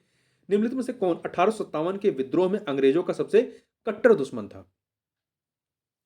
तो कौन थे वो? देखिए, इसमें जो है मौलवी अहमदुल्ला शाह, मौलवी अहमदुल्ला शाह जो हैं, इन्होंने फैजाबाद में 1857 के विद्रोह का नेतृत्व किया था। ये अंग्रेजों के सबसे कट्टर दुश्मन थे। यह मूलतः तमिलनाडु में अरकाट के रहने वाले थे और फैजाबाद में जाकर के बस गए थे। आगे बात करते हैं, निम्न महापुरुषों में से कौन भारतीय जागृति का जनक किसे कहा जाता है? तो ये राजा राम मोहन राय को भारतीय पुनर्जागरण का पिता, भारतीय राष्ट्रवाद का पैगंबर, अतीत और भविष्य के मध्य सेतु, भारतीय राष्ट्रवाद का जनक, आधुनिक भारत का पिता, प्रथम आधुनिक पुरुष, युगदूत इत्यादि कहा जाता है। आगे बढ़ते हैं। स्वदेशी आंदोलन के संबंध में निम्न से कौन सा कथन जो है वो सही नहीं है? तो पहला, कुछ विशिष्ट मुसलमान आंदोलन में शामिल हुए, ये सही है। स्त्रियों ने आंदोलन में सक्रिय भागीदारी की, ये भी सही है। आंदोलन ने बंगाल के किसानों को ना तो अधिक प्रभावित किया और ना ही वह उसमें शामिल हुए, ये भी सही है। यह बंगाल तक सीमित था, नहीं, यह बंगाल तक सीमित नहीं था, बल्कि लाला लाजपत राय, तिलक और अरविंद घोष ने देश के विभिन्न भागों में इसका प्रचार किया। तो इस प्रकार से डी वाला कथन सही नहीं। आगे बढ़ते हैं। कथन कांड का आपका प्रश्न है, तो यहां पर देखिए कथन क्या है। लॉर्ड लिनिथ गो ने 1942 के अगस्त आंदोलन को सिपाही विद्रोह के बाद सर्वाधिक गंभीर विद्रोह कहा था, ये कथन सही है। कारण, कुछ क्षेत्रों में किसान व्यापक जन आंदोलन में उठ खड़े हुए थे। तो कथन कारण दोनों क्या है, सही है और व्याख्या भी कर रही है, इसलिए ए ऑप्शन हो जाएगा। आगे बढ़ते हैं, क्वेश्चन नंबर 122 देखते हैं। किस पहले अध्यक्ष ने औपचारिक बिगल त्याग कर गांधी टोपी पहनकर सदन की अध्यक्षता की थी? किस पहले अध्यक्ष ने औपचारिक बिग त्याग कर गांधी टोपी पहनकर सदन की अध्यक्षता की थी? तो ये किसने किया था? जीबी मावलंकर ने, जो वर्ष 1946 में सेंट्रल लेजिस्लेटिव असेंबली के अध्यक्ष बने थे। ऐसे प्रथम अध्यक्ष थे जिन्होंने औपचारिक बिग लगा त्याग करके टोपी पहन करके, गांधी टोपी पहन करके सदन की अध्यक्षता की थी। आगे बढ़ते हैं। नवाब सुजाउद्दौला की बेगम का प्रसिद्ध मकबरा बहू बेगम का मकबरा, नवाब सुजाउद्दौला की बेगम का प्रसिद्ध मकबरा बहू बेगम का मकबरा निम्नलिखित में से किस स्थान पर अवस्थित है? तो ये जो है आपका कहां पर है, जिसे पहले हम लोग फैजाबाद कहते थे, जिसे अब वर्तमान में अयोध्या कहते हैं, यहां पर तो फैजाबाद में है। ठीक है, आगे बढ़ते हैं। हाथरस एवं कानपुर परंपराओं का संबंध किससे है? तो इसका जो संबंध है वो आपका रंगमंच से है, रंगमंच से है। ठीक है, आगे बढ़ते हैं। उत्तर प्रदेश में बायोटेक पार्क स्थापित है। उत्तर प्रदेश में बायोटेक पार्क कहां पे है? लखनऊ में। निम्नलिखित युग्मों में से कौन सा एक सुमेलित नहीं है मात्रा और उसके एसआई मात्रक के संबंध में? देखिए, लेंस की क्षमता डायोप्टर में, दबाव या दाब पास्कल में, रेडियो एक्टिव पदार्थ की सक्रियता जो है वो ये प्रति इकाई समय में अपक्षय में होती है। इसका जो एसआई मात्रक होता है बेकुरल होता है। इसका एसआई मात्रक जो होता है क्यूरी नहीं होता बल्कि बेकुरल होता है। ठीक है, क्यूरी इसका पुराना एवं गैर एसआई मात्रक है, तो यहां पर सी वाला सही नहीं है। उष्मा जूल में मापा जाता है। आगे बढ़ते हैं। किसी बल्लेबाज द्वारा क्रिकेट की गेंद को मारने पर गेंद समतल जमीन पर लुढ़कती है, कुछ दूर लुढ़कने के पश्चात गेंद रुक जाती है। गेंद रुकने के लिए धीमी होती है, क्यों होती है? क्योंकि सी ऑप्शन पढ़िए, क्योंकि गेंद पर गति की दिशा के विपरीत एक बल कार्य कर रहा होता है। इस वजह से घर्षण बल, जिसे घर्षण बल कहते हैं, उसकी वजह से ये रुक जाती है, आगे जाके धीमे होते होते रुक जाती है। अगला है, निम्नलिखित कथनों पर विचार कीजिए। यहाँ पर आपके पास 4 कथन दिए गए हैं, बताना है सत्य कौन से हैं। देखिए, पहला, तंतु प्रकाशिकीय जो तंतु प्रकाशिकीय होता है ये पूर्ण आंतरिक परावर्तन सिद्धांत पर आधारित है, ये कथन आपका सही है। दूसरा, प्रकाशिकीय तंतु जो है संचार तंत्र में ऊर्जा उपभोग अत्यधिक कम होता है, ये सही है। तीसरा, प्रकाशिक तंतु संचार रेडियो आवृत्ति अवरोध से मुक्त है, ये सही है। चौथा, कि भारत में प्रकाशिक तंतु के निर्माण में रिलायंस उद्योग समूह सन्नद्ध है, ये गलत है। यहां पर स्टारलाइट कंपनी समूह द्वारा भारत में प्रकाशित तंतु का निर्माण प्रारंभ किया गया था, ना कि रिलायंस उद्योग समूह द्वारा। तो यहां पर पहला, दूसरा, तीसरा सही है, इसलिए ए ऑप्शन हो जाएगा। आगे बढ़ते हैं। 129 नंबर क्वेश्चन देखते हैं। शीत प्रकोष्ठ में भंडारित फल अधिक समय तक चलते हैं, क्यों चलते हैं? क्योंकि यहां पर श्वसन की दर क्या होती है? वो घट जाती है। देखिए, शीत प्रकोष्ठ में कम ऑक्सीजन एवं कम श्वसन दर वाली परिस्थितियों में फलों को अधिक समय तक संरक्षित किया जा सकता है। यहाँ पर आपकी सी ऑप्शन हो जाएगा। आगे बढ़ते हैं, निम्नलिखित में से कौन सा युग्म जो है वो सुमेलित नहीं है? कौन सा सुमेलित नहीं है? तो इसमें देखिए, मेसान की खोज हिडेकी युकावा ने की थी। पॉजिट्रॉन की खोज सीडी एंडरसन एवं यूएफएस ने की थी। सूर्य तथा तारों में ऊर्जा उत्पादन का सिद्धांत एच ए बेथे ने दी थी। परा यूरेनियम तत्वों का संश्लेषण एनरिको फर्मी के द्वारा नहीं किया गया था। इनके द्वारा नहीं किया गया था, ठीक है।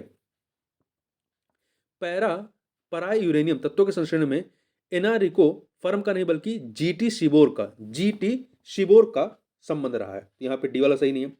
अगला है, ब्लोफिश एक प्रकार का क्या है? एक जो है सम्मित इंस्क्रिप्शन एल्गोरिथम है। सम्मित इंस्क्रिप्शन एल्गोरिथम है ये, ठीक है। आगे बढ़ते हैं, एक नाभिक की द्रव्यमान संख्या क्या होती है? न्यूट्रॉनों और प्रोटॉनों की संख्याओं का योग होती है। न्यूट्रॉनों और प्रोटॉनों की संख्याओं का योग होती है। किसी परमाणु के नाभिक में उपस्थित प्रोटॉनों और न्यूट्रॉनों की संख्या का योग उस परमाणु की द्रव्यमान संख्या मास नंबर कहलाती है। तो ए ऑप्शन हो गया। अगला है, जल किसी अन्य द्रव की अपेक्षा अधिक पदार्थों को घोल सकता है। क्यों घोल सकता है? अपने ये जो है इसकी प्रकृति क्या होती है? द्विध्रुवी होती है। इसकी वजह से इसकी जो प्रकृति होती है वो द्विध्रुवी होती है। देखिए, आयनिक लवण जो होते हैं वो ध्रुवी होते हैं। आयनिक लवण ध्रुवी होते हैं तथा वे केवल एक ध्रुवी विलायक द्वारा ही घुलनशील होते हैं। जबकि पानी जो है एक ध्रुवी विलायक है तथा उसका द्विध्रुव आघूर्ण अधिक होता है, अतः यह आयनिक लवणों का सुविलायक भी है। यहाँ पर इसका जो उत्तर है वो इसकी प्रकृति द्विध्रुवी है, इस वजह से। आगे बढ़ते हैं, डायनामाइट के निर्माण में प्रयुक्त होने वाला रसायन कौन सा है? तो इसके निर्माण में जो है ग्लाइसेराल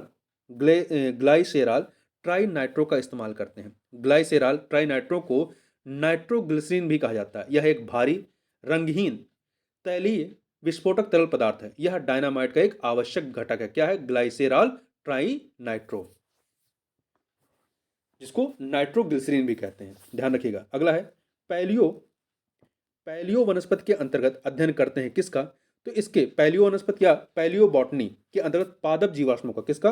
पादप जीवाश्मों का अध्ययन करते हैं। तो इनमें से कोई नहीं, डी ऑप्शन हो जाएगा, ठीक है। इसका उत्तर क्या हो जाएगा? D option.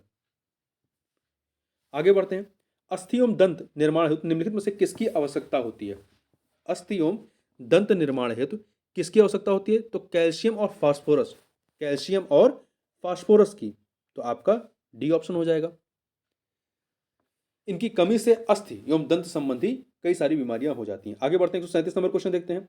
यहाँ पे दो सूचियां दी गई हैं विटामिन और उनके रासायनिक नामों के बारे में, तो इन्हें हमें सुमेलित करना है। देखिए, विटामिन B1 को क्या कहते हैं? थायमिन कहते हैं। विटामिन B1 को थायमिन कहते हैं, 4 से मिला दीजिए। विटामिन B2 को क्या कहते हैं?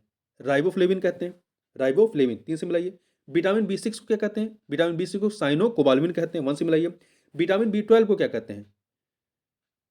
सॉरी, विटामिन B12 को जो है, विटामिन B12 को ही साइनोकोबाल्मिन कहते हैं। विटामिन B12 को साइनोकोबाल्मिन कहते हैं। तो यहाँ पर आपका डी के साथ 1 मिलाएंगे। जबकि विटामिन B6 जो होता है ये पैराडॉक्सिन है, अर्थात इसको आप 5 से मिलाएंगे। तो 4351 अर्थात बी ऑप्शन आपका हो जाएगा, ठीक है, बी ऑप्शन। फिर से देख लीजिए, विटामिन B1 को थायमिन कहते हैं, विटामिन B2 को राइबोफ्लोविन कहते हैं, विटामिन B6 को पैराडॉक्सिन कहते हैं, विटामिन B12 को साइनोकोबाल्मिन कहते हैं। आगे बढ़ते हैं, पौधों द्वारा ली गई विकिरण ऊर्जा निम्न परिणाम देती है। कौन सा परिणाम देती है? तो ये देखिए, पौधों द्वारा ली गई विकिरण ऊर्जा जो है का परिणाम जल का प्रकाशीय अपघटन होता है। जल का प्रकाश अपघटन, तो ए ऑप्शन। तो देखिए, जल का प्रकाशीय अपघटन होता है जिसमें जल के अणु टूट करके हाइड्रोजन तथा ऑक्सीजन गैस बनाते हैं और इसमें हाइड्रोजन आयन इलेक्ट्रॉन वाहक का कार्य करता है। आगे बढ़ते हैं, निम्नलिखित वर्गों में से कौन सा एक वर्ग जो है वो सही सुमेलित है? कौन सा सही सुमेलित है ये बताना है। देखिए, इसमें सी वाला देखिए, वर्णधानता, हिमोफीलिया और दात्र कोशिका अरक्तता, ये अनुवांशिक रोग हैं। ये क्या हैं? ये सभी के सभी अनुवांशिक रोग हैं। जबकि आपका देखिए डिप्थीरिया हो गया, निमोनिया हो गया और कुष्ठ है, ये आपके जीवाणुजन्य रोग हैं। एड्स जो है ये विषाणुजन्य रोग है, जबकि सिफिलिस और सुजाक जो है ये जीवाणु से होने वाले रोग हैं। और यहीं पे आप देखिए, ये आपका सी वाला तो सही है, सी वाला आपका ऑप्शन सही है। पोलियो, पोलियो, जापानी बी मस्तिष्क शोथ और प्लेग ये किससे होते हैं? देखिए आपका पोलियो और जापानी बी मस्तिष्क शोथ जो है ये वायरस से होते हैं, विषाणु से, जबकि प्लेग जो होता है आपका, प्लेग ये बैक्टीरिया से होता है, जीवाणु से। आगे बढ़ते हैं, 140 नंबर क्वेश्चन, वैज्ञानिक का नाम और उनके कार्यक्षेत्र इन्हें सुमेलित करना। देखिए, बीरबल साहनी ने जीवाश्म वनस्पति विज्ञान में काम किया, जीवाश्म वनस्पति विज्ञान 3 से मिलाइए। केसी मेहता पादप रोग विशेषज्ञ, पादप रोग विशेषज्ञ 4 से मिलाइए। पी महेश्वरी भ्रूण विज्ञान, पी महेश्वरी भ्रूण विज्ञान 2 से मिलाइए। एम एस स्वामीनाथन ये हरित क्रांति 1 से मिला दीजिए। तो देखिए, बीरबल साहनी जीवाश्म वनस्पति विज्ञान, केसी मेहता पादप रोग विशेषज्ञ, पी महेश्वरी भ्रूण विज्ञान और आपके एम एस स्वामीनाथन हरित क्रांति। तो 3-4-2-1 अर्थात बी ऑप्शन हो जाएगा आपका। तो इस प्रकार से इस वीडियो में बस इतना ही, मिलते हैं नेक्स्ट वीडियो में, तब तक के लिए बहुत बहुत धन्यवाद।